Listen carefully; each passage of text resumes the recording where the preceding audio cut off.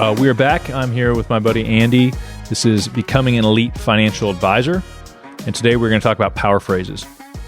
Power phrases sounds a lot like powerlifting. My son's starting to get into lifting. His YouTube history is full of men, very strong men, and I'm like, dude, are you going to get swole? Is that what they say when you get big? That's after workout swole. So we're going to teach you how to use power phrases, and the power of the power phrase is one that you've figured these out over time. Like these are just phrases that you're like, wow, that landed really well. Yep. And the nature of this is that you who are listening can use some of the ones that Sten has discovered, but I also think that people can develop their own. Oh yeah. I think that we've got probably 5 that we've established and we teach our advisors, but I think that each advisor probably could have 1 or 2 of their own. Yeah.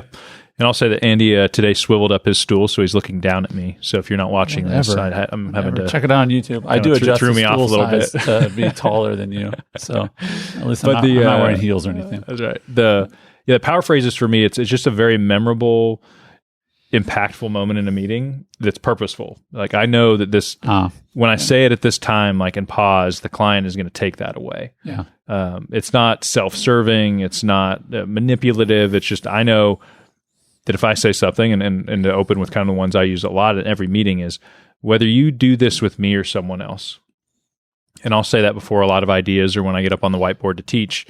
Because for me, and I think what that conveys is, even if you don't work with me, I want you to have this. Right. Like I want to be generous with this idea. So if you remember nothing else, if we don't even work together, if we never meet again, listen to what I'm about to say. And we're going to really dive into the psychology around the power phrase, and specifically that one today, and maybe a few others. And as we develop more, we'll share more. But there is, I think there's something I find in talking with a lot of advisors is, and it's a silly thing that they sometimes don't want to repeat things. And I go, you realize that your clients aren't in the meetings together, right? Like they're not going to go, oh, he told you the same thing. Like they're not collaborating, right?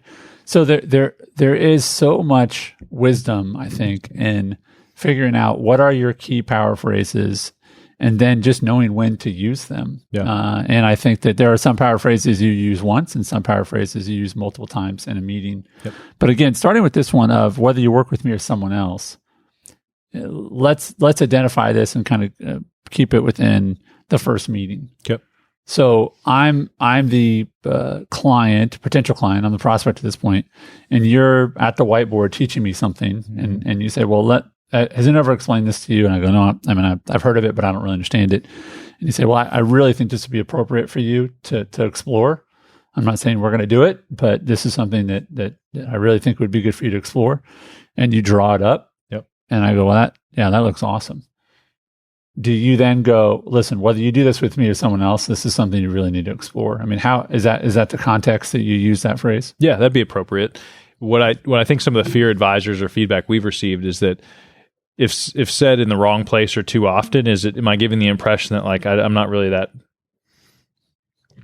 I don't desire to work with you. I'm not I'm not going to pursue you aggressively. Yeah, I would say that, or you lack confidence, where you're like, I mean, you don't have to do this with me. Yeah. I'm like, I am in your office. And so it does imply that I am at some level interested in, I mean, it's like going to a car dealership and be like, I mean, you don't have to buy the car from us. You could just go to the website. Yep. And I'm like, that's kind of weird. Like, I wouldn't use this phrase when I'm talking about like the investment.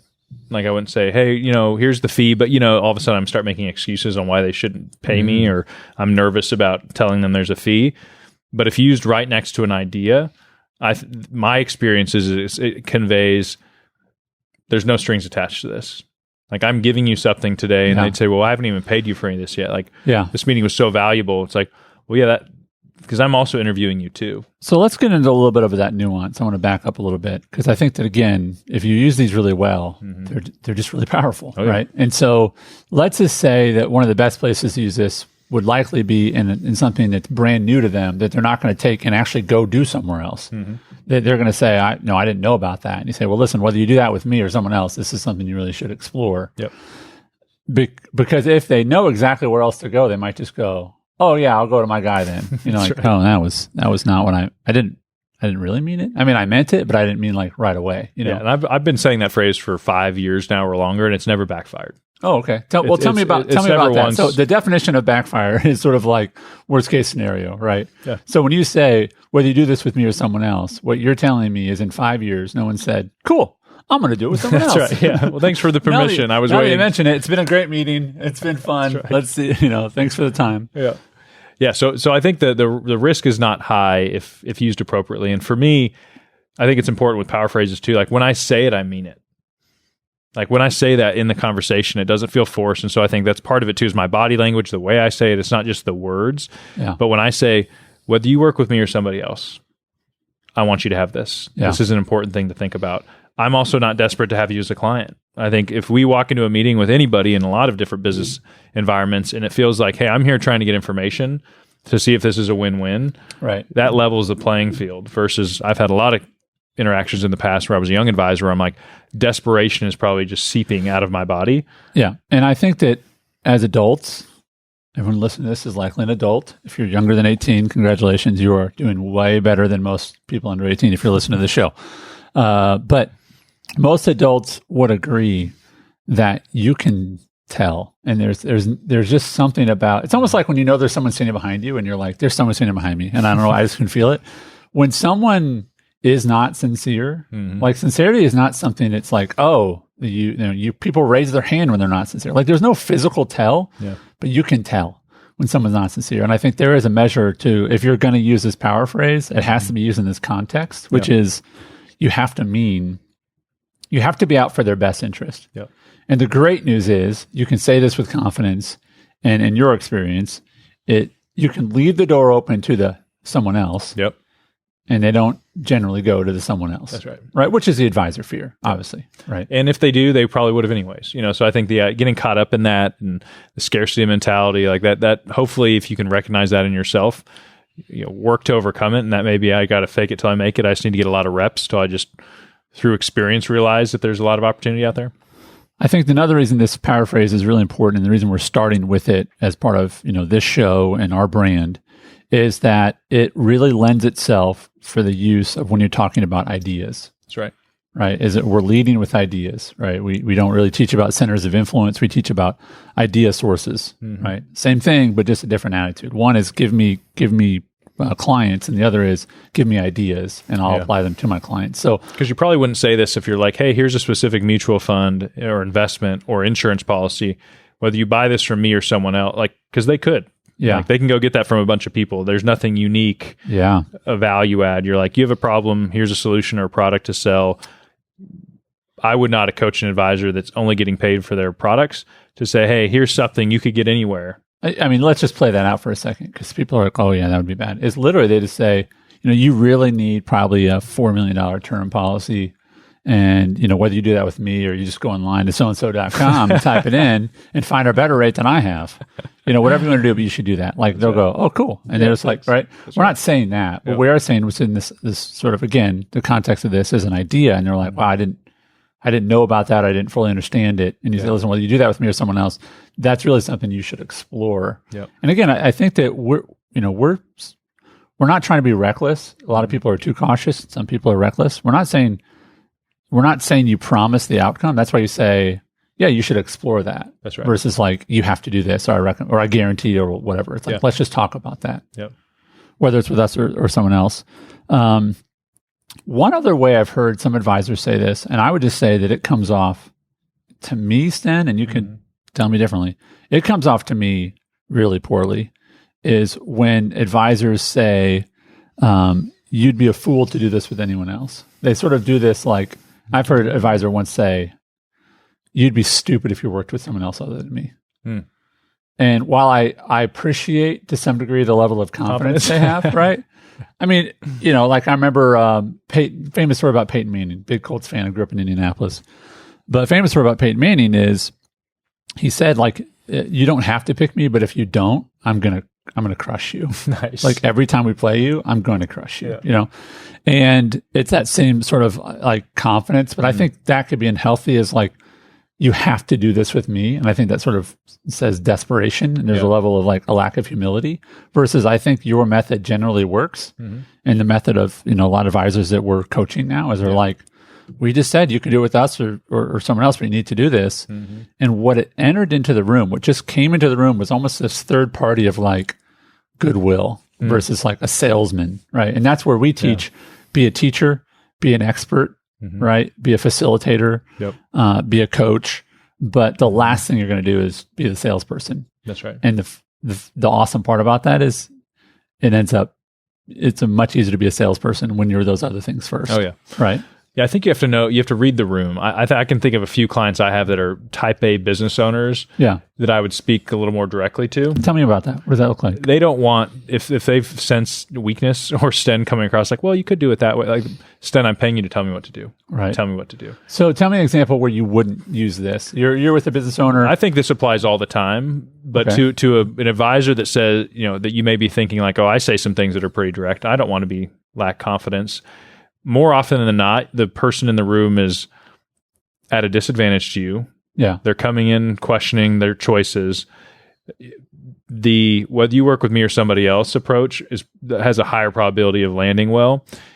Probably doesn't offend even a type A personality, but if you come out too hot and you're talking to somebody like, you need to do this tomorrow, and if you don't, you'd be silly. Right. That's a risky thing to say unless you know this is the type of person that when they receive that, and I've probably said things pretty directly to somebody after I've known them for a while, and they appreciate that about me. But in a first meeting, if that's the context we're talking in, you need to go in saying open-handed, I'm here to be generous and creative and give you a different experience, but I'm not coming in hot yet, assuming or imposing my will on you. Yeah, because I think early in the relationship, that's a pretty risky thing to do. And I appreciate what you just did there. And if you're watching us on YouTube, you can see it. But, the difference between, and I've seen this before, is the difference of I'm going to offer something to someone. And if you can't see, I've got sort of palms up and I'm pushing it. Like there's a way of offering someone that, which is I'm going to push this idea on you. And then there's literally both your hands are palms up and you're just saying, here's an idea, and you're presenting it to them. And one creates pressure, and the other is I'm offering this. This isn't. And what I would say is that unless you have that defined relationship, then you need to have palms up and just say, "Hey, I'm going to offer this idea to you, and then we can explore it together." Do you find yourself using some of those other words, Sten? Like we can talk about that later, because you don't want to get too prescriptive too early. Yeah. I mean, how do you talk about when you say, I'm going to present this idea and whether you do this with me or someone else? I think this is one of the superpowers you have within just running a great meeting. How do you make it so they're excited about the planning? Because you kind of like say, well, okay, there's an idea and there's another idea. There's an idea. Do you say, we'll explore that? Are those the kind of words, or we'll look into that? What are the kind of words you use around that? Yeah, I'd usually, if somebody say, well, what does that look like for me? Well, that's a great question. That's something we dive into together during the process. That's right. That is something you do. That is something you do. Because they'll say like, well, should I do that? And you're like, well, that's something. And again, this is nuance. Pay attention, okay? Those who are listening, is someone asks a question about that, I say, well, that's something we would explore. That's something that we would get into. Because I do think that it's not appropriate to go, okay, let's stop and for the next 60 minutes dive into that one thing. That's right. Because what you want to do in that first meeting is really overwhelm them with value and ideas, and show them sort of the breadth of your understanding of different topics, right? And as we think about power phrases, I challenge everybody that's listening to think through your typical meeting and almost self-evaluate. Like, are there things you naturally say that you just do out of habit that you don't know are powerful, that you need to say, I need to say that more often, or maybe I need to say that at a different spot of my meeting? One I use at the beginning of meetings is I'll usually ask people early on, what's been your experience with other financial advisors? Usually leads to a good conversation. They may say, I've never had one before. That's important for me to know. And I'll say, how do you feel about your financial plan? Well, I feel okay about it. And I'll say, well, do you feel like you even have a financial plan? And a lot of times people are like, well, no. Even people that have businesses, money, like most of us feel like it doesn't feel like it's very organized and intentional. And I will say, what I've found being in this business is that most people's financial plans is a collection of products they've bought over time. And I say that in almost every meeting because almost every person is like, that's exactly what I have. Does that sound like your situation? They're probably going to say, yeah, that's. I bought some insurance from this person I met over here, and then I bought some investments, and I had a rollover once, so I put it over with this person. But Right. like, it didn't feel creative, comprehensive. Well, and that's just like saying, hey, there's some wheels and there's a door and there's a window. Like that doesn't make it a car. That's right. Those are just pieces of a car. Like it has to be more purposeful than that. And what I would say is that, and again, we talk to a lot of advisors and we say things like, are you charging for, a fee for your advice? And they'll say yes. And we're like, okay, well, what do you charge? What's in the AUM? I'm like, okay, I just asked you. And the point is that there is a different level of intentionality when you truly do make a plan. Yep. Right. And because it will include things you're not directly paid for. That's right. Right. I think that's one of the measures of, is it true planning or not? Yeah. And the industry is giving that stuff away for free. And, our challenge to the industry now is like, there's a way to charge for that and the client to be really happy to pay for it because you're adding so much value. That doesn't mean you do it on everybody overnight and change everything you're doing. But this is the way of the future. And it requires you to have a different meeting. It requires you, it's not transactional, and it requires you to be able to say things and make an impression. So we'll dive more into power phrases in the future, but think about your meeting. What are things you say that when you say it, they land, that they're memorable? Or is your meeting just kind of a ramble of different products and random cliche comments for our industry, and the client leaves thinking like, I can check the box. I had a meeting with a financial advisor, but I don't even know what's happening next. Yeah. I didn't leave there feeling different. So I would say, let me focus on a couple of things you just said. One of them is I do think that people should feel different in a meeting. I remember, having the same surgery on 2 different feet. Okay, when I was a kid, and the first doctor I went to, there was like 2 years apart from when I had the surgery, and the first doctor said, "This is going to hurt like a lot." So like, sorry, but this is going to hurt a lot. And it was when he was doing the anesthetic. He was putting the needle, and I was like, okay. And it hurt, And the second doctor I went to 2 years later was like, if you feel anything, you need to tell me. And I was like, but they did the same. They actually had the same result, what they were working on my feet. But I was like, why? Like, why did this guy? Why are they so different? Yeah. And the point is, I was like, man, you're just different. Like most doctors are like, well, that's just the way it is. And what I would say is many advisors are like, well, this is just how meetings are. Like they need to know our company history. And we got to go through all these facts in this meeting. Yep. And we got to get through this thing because that's what this is really about. And I got to ask them about this and I got to get them to see. And it's like, really? Yeah. Like, how's that working for you? Are you really that different than other advisors? And what we find is that if you can start to build some emotional intelligence, which I think is really important, and you can start to key in on some of these phrases, what it produces is a really different kind of experience. And because I will just tell you this, whoever that first doctor was, I would never refer him. Whoever the second was, all day long. Yep. You want to make sure I'm creating a separate kind of experience. Yep. And I would say we work with advisors in their first year of business, and they're already creating a different experience. Yeah. Right. And I'll close this out with a story. And this might be a story that's been passed around the finance world, and it's probably grown. The fish has gotten really big at this point. That's right. But I think I heard it secondhand, so I don't know how big it was at that point. But an advisor was working on their biggest prospect ever. It was like a client was selling a business for like $50 million. And that's the kind of client where it's like your office stops. Hey guys, all resources at this thing. Like, this is going to be great for us. It's taking us to a next level. And again, a large enough client that they were meeting multiple advisors. And this advisor knew the client well enough to say, hey, where are we in the process? And he's like, well, it's down to one other advisor and you. Okay. And he got a call a week or two later that he lost the client. They chose somebody else. We're all very competitive usually as advisors, so I'm sure that was some sleepless nights, like, what did I do wrong? What could I have done different? And so he calls the client and said, hey, can we get lunch? And he asked, which is bold, like, why did I not win your business? And the client says, we flipped a coin. Because we couldn't tell the difference. And meanwhile, I've said the only way to choose is to flip a coin. So you have to be different. You have to make people feel different. You have to have a different experience. Because if you were saying the same thing, and even if you think you're not, there's a good chance you are saying the same thing that most other advisors would or are. And if you think it's different, the client's probably hearing it the same because they don't know how to tell the difference. You need to give them a different experience. And having things that you say confidently and at the right time in a meeting can make all the difference. Absolutely. And whether that's a paraphrase, an analogy. I was talking with an advisor just yesterday. We'll end with this. And they were literally going to a meeting. So I got to run. I got to go to a meeting. And he was talking about joining the community. So we were having a call about that. And I said, well, let me just stop for a second. Let me just tell you this. When you go talk, I said, are you going to offer planning? He said, yes. I said, good. I said, you have to use this analogy about architect in the same way that you pay an architect to make a plan for your building and for your house, and it needs to be custom to you. That's what I do. Now, everybody's going to get a house, but it's going to be built really specifically for you. And he's like, man, that's going to work. Nice. Right. And so whether it's a power phrase, and Sten will have more because he's got a bunch more. It's probably like 6 or 7 more. We'll go through some more later. Or those analogies, like get great at those. Yeah. Get great at those because they're impactful and people will really remember you for them. Hey, it's Andy. I want to thank you for listening to today's episode. And I want to take a moment to invite you to do something that, frankly, if you've listened to the show for more than one episode, you really need to consider this. If you're tired of giving away your ideas and your time, or just not getting the fees that you think those things are worth, then I'm sure this episode was helpful to you. But what you really need to do is you need to combine it with our How to Charge for Your Advice process.